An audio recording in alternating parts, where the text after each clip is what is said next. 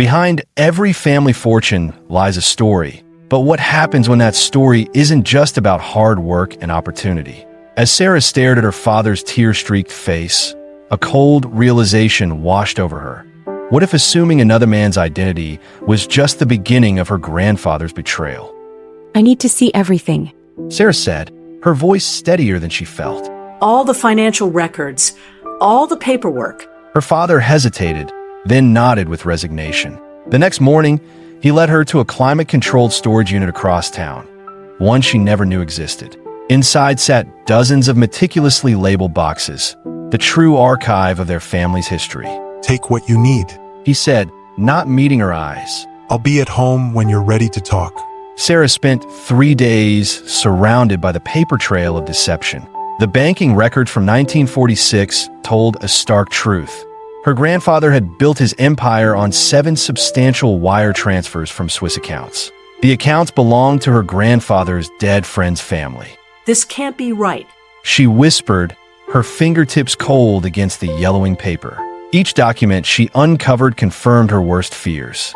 Her grandfather had systematically appropriated his friend's entire family's wealth, assets rightfully belonging to relatives who had survived the war. Sarah discovered letters spanning 12 years, each bearing her grandfather's company letterhead. Writing as a man he wasn't, he redirected inquiries about the missing assets, fabricating stories or denying knowledge of their existence. The calculated precision of his deception matched the growing coldness in her chest. One letter made her stomach clench.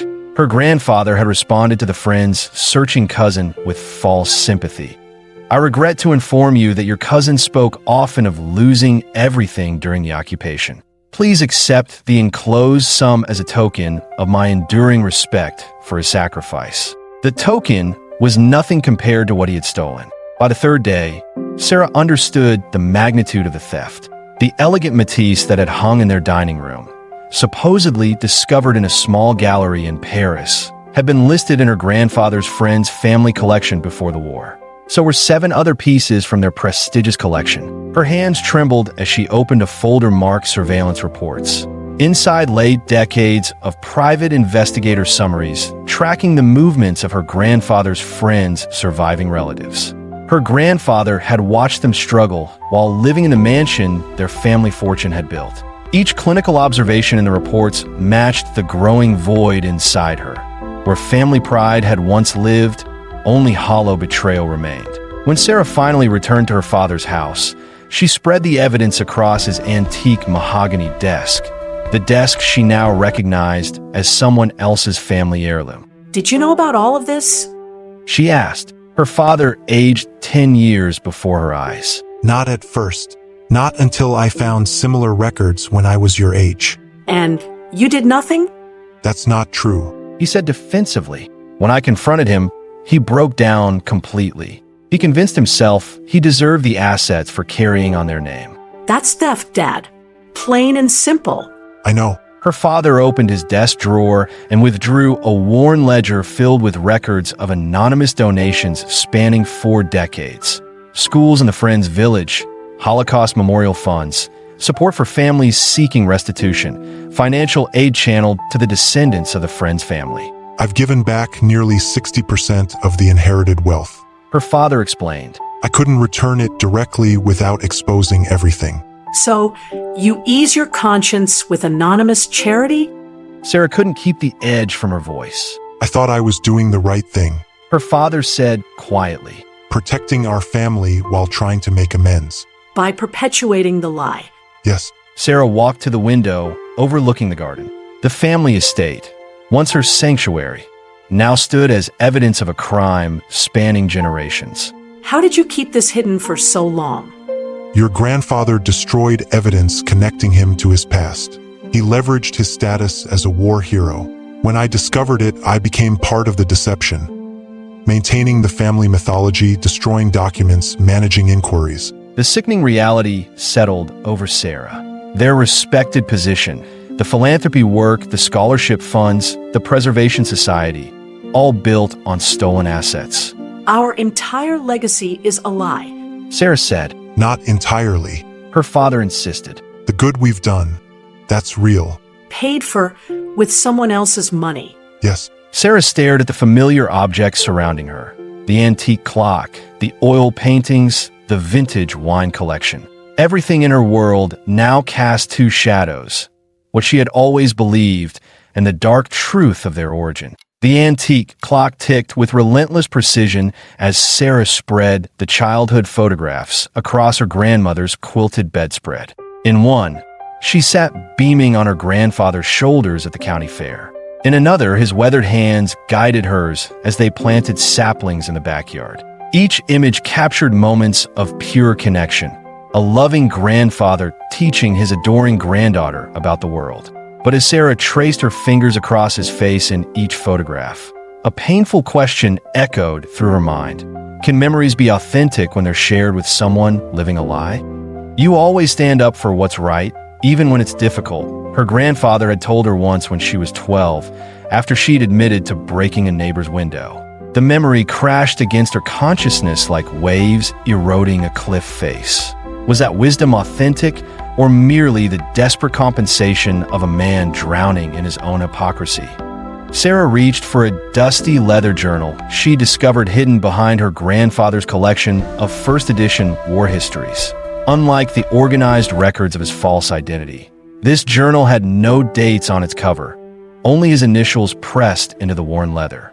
Her hands trembled as she opened it, wondering if inside lay truth or another carefully constructed facade. The handwriting inside was different, hurried, slanted, as though written in moments of emotional urgency. Sarah's breath caught as she began to read entries spanning decades, revealing the internal landscape of a man tormented by his choices. I see his face in my dreams, one early entry read, not accusatory as he should be, but smiling, as though he's forgiven what I cannot forgive in myself. Marie asked about my nightmares again. How can I tell her I wake sweating because I keep reliving the moment I took another man's life? Not by bullet, but by becoming him. Sarah turned page after page, witnessing her grandfather's mental struggle unfold.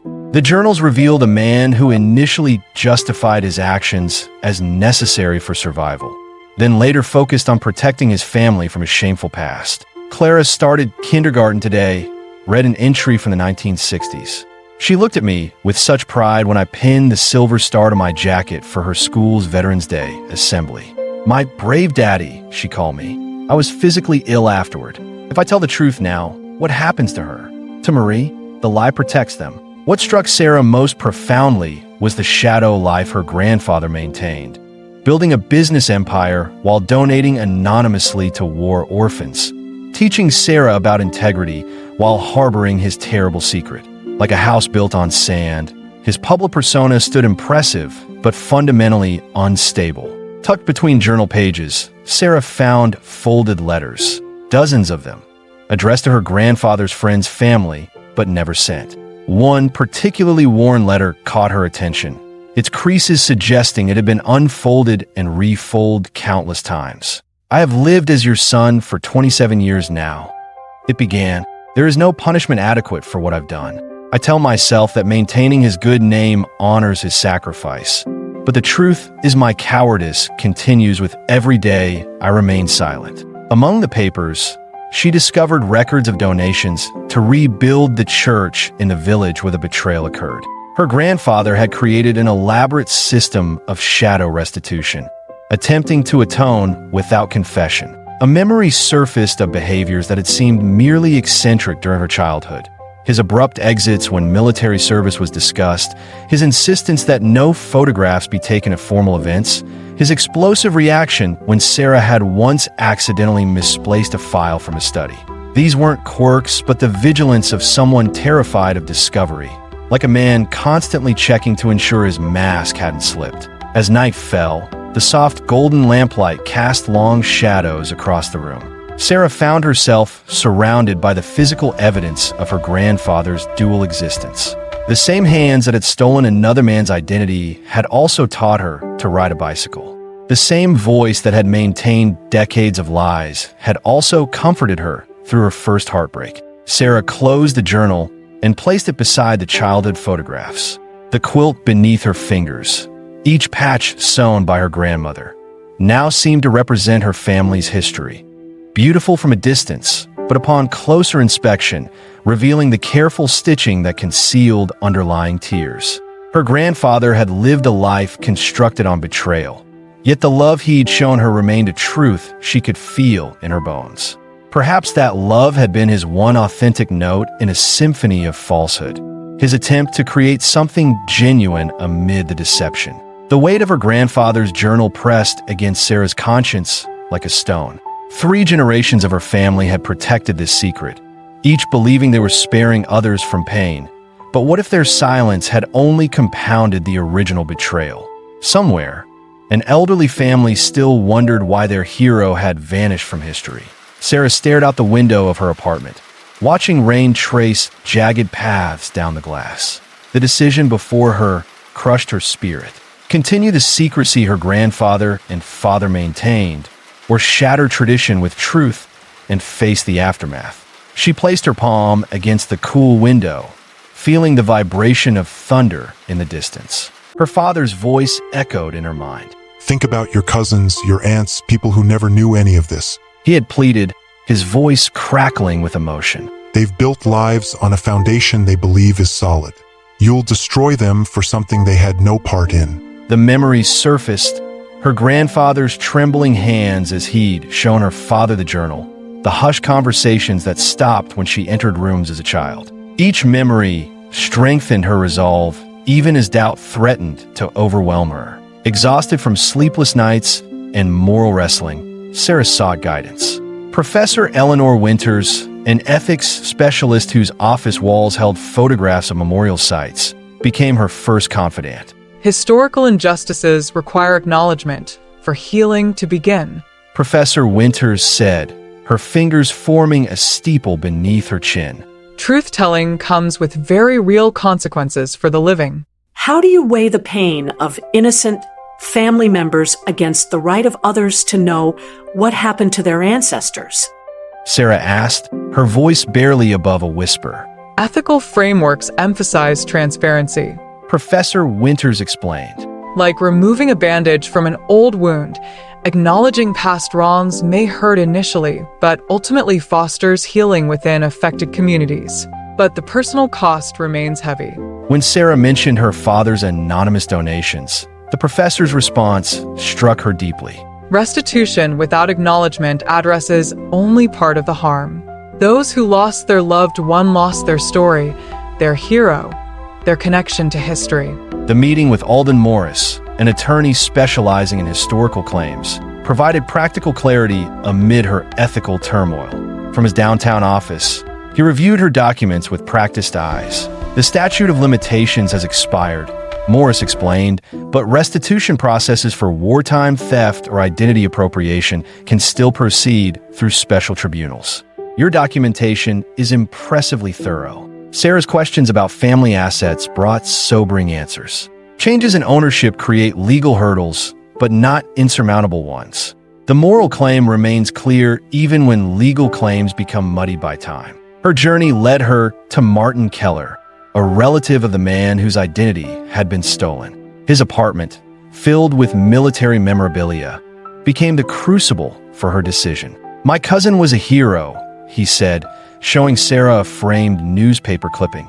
"My mother spent decades writing letters, trying to ensure his sacrifice wasn't forgotten." Sarah's hands trembled. What if you could know what really happened? "Truth is all we ever wanted," Martin replied. "Not money, not fame, just acknowledgement that he existed and that his sacrifice mattered." His simple desire crystallized her purpose. What her family had called protection was, in reality, an ongoing cruelty, denying others closure they desperately sought. The final confrontation with her father in her childhood kitchen proved more revealing than she expected. "I can't continue this, Dad. I won't." She stated firmly. Her father seemed to collapse inward. Every charitable donation, every anonymous gift, attempts to balance scales that can never be balanced. But it was never enough, was it? Reconciliation requires acknowledgement. Sarah said gently. Are you prepared for that? No, He answered honestly. but perhaps that's the point.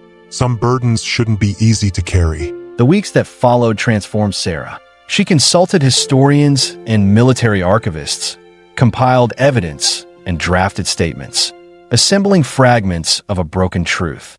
Each document verified brought both pain and clarity. Her announcement fractured the family. Aunt Eleanor refused contact. 2 cousins threatened legal action. Yet the younger generation rallied around her. Her cousin Michael offered to help contact authorities, and Amelia volunteered with the restitution process. Some secrets are like poison, Amelia told her. They don't protect the family.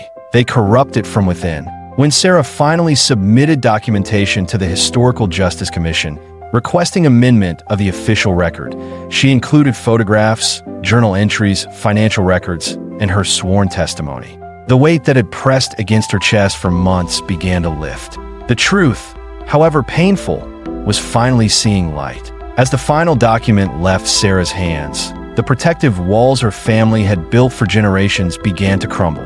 The Historical Justice Commission had received everything: photographs, journal entries, financial records, and her sworn testimony. In the space between confession and consequence lay a territory few families willingly entered. The weight that had pressed against Sarah's chest for months lifted slightly, replaced by the burden of anticipation. What happens when a family secret, carefully maintained across 3 generations, finally shatters in the harsh light of public scrutiny? 3 weeks later, Sarah stood in the corner of a small conference room at the local library, watching 2 families that should have known each other for decades finally meet. Martin Keller, supported by his daughter and grandson, sat across from Sarah's father, whose eyes remained fixed on the table. The silence filled the room like a physical presence. "I never thought I'd sit across from your family," Martin said, his voice steady despite the tremor in his hands. "Not after 70 years of wondering why my cousin's medals disappeared from the records. Why his name became just another forgotten casualty." Sarah's father started to speak, then stopped, his prepared explanations suddenly inadequate, facing real human suffering. The abstract historical betrayal had transformed into living grief that rippled across generations. "I didn't come for apologies," Martin continued, surprising everyone. "At my age, I've learned that resentment is a poison you drink yourself. I came because I wanted to see the faces of the people who've been living my cousin's alternate life, the life he never got to have." Their conversation unfolded like delicate surgery, painful but necessary. Martin's family shared stories of their relative preserved through oral history, a young man who loved classical music and dreamed of architecture. Sarah's family revealed the complex man who had lived haunted by his original betrayal, whose charitable giving seemed like attempts at redemption. "It wasn't just medals and money he took," Martin's daughter said, her voice tight with emotion. "It was our family's closure, the ability to mourn properly." 1 month later, Sarah stood before the Regional Historical Society, presenting alongside a historian specializing in wartime identity theft. Her hands trembled as she displayed the photograph that began her journey, now accompanied by documents establishing its authenticity. Today isn't about condemning or excusing, Sarah began. It's about acknowledging a truth that has affected 2 families for 3 generations. Her relatives displayed varying reactions, some rigid with anger, others nodding with tearful relief. Martin's family leaned forward, absorbing details of a history denied them for decades. The revelation spread through the community like wildfire. Late-night calls came from distant relatives, some screaming about family loyalty, others thanking her for releasing them from the burden of half-knowing something was wrong. The family's social standing, built on her grandfather's reputation, began to crumble. "You've destroyed everything," her father's sister hissed during a chance encounter at the grocery store. "Some secrets are kept for a reason. You had no right." But for every severed tie, others approached with their own stories.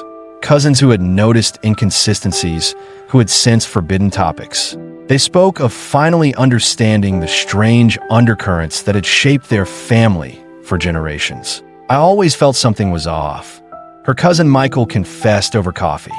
There was this heaviness whenever Grandpa's military service came up. This explains so much about our family's intensity about loyalty. Sarah established a trust with her inheritance, working with Alden Morris to begin restitution. The trust focused first on returning artworks to rightful owners, then supporting organizations dedicated to wartime record preservation.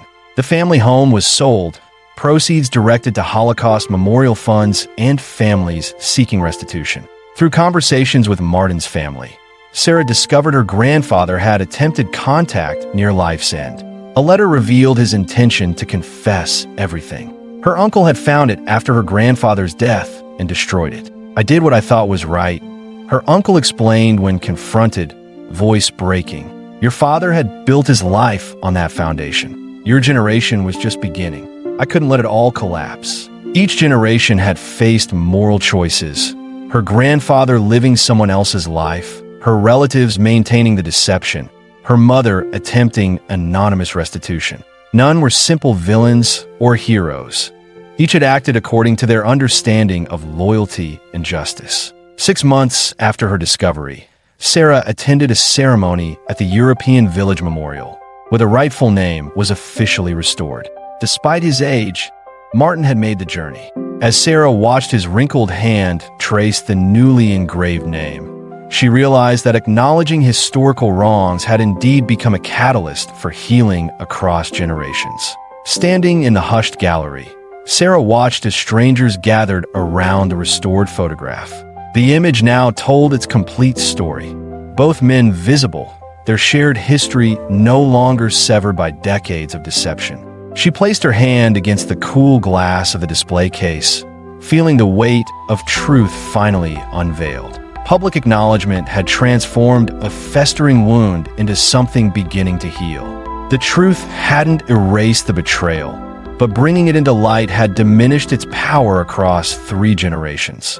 Sarah observed families moving through the exhibition, their whispered conversations revealing moments of shared understanding. As visitors paused before the photograph, she understood what her grandfather never could. Legacy isn't preserved in maintained appearances, but crystallized in the courage to face uncomfortable truths. Like the restored image before her, their family's future now stood complete. Every figure visible, every story acknowledged. And that's the end of this incredible journey. Thank you for sticking with us through every twist, turn, and revelation. Your time and support mean the world to us. But the stories don't stop here. If you love thrilling, suspenseful, and captivating tales, make sure to subscribe and hit that notification bell so you never miss the next gripping story. Got thoughts on this story? Drop a comment below, we'd love to hear what you think. Until next time, stay curious, stay intrigued, and we'll see you in the next one. Subscribe now and get ready for the next unforgettable story.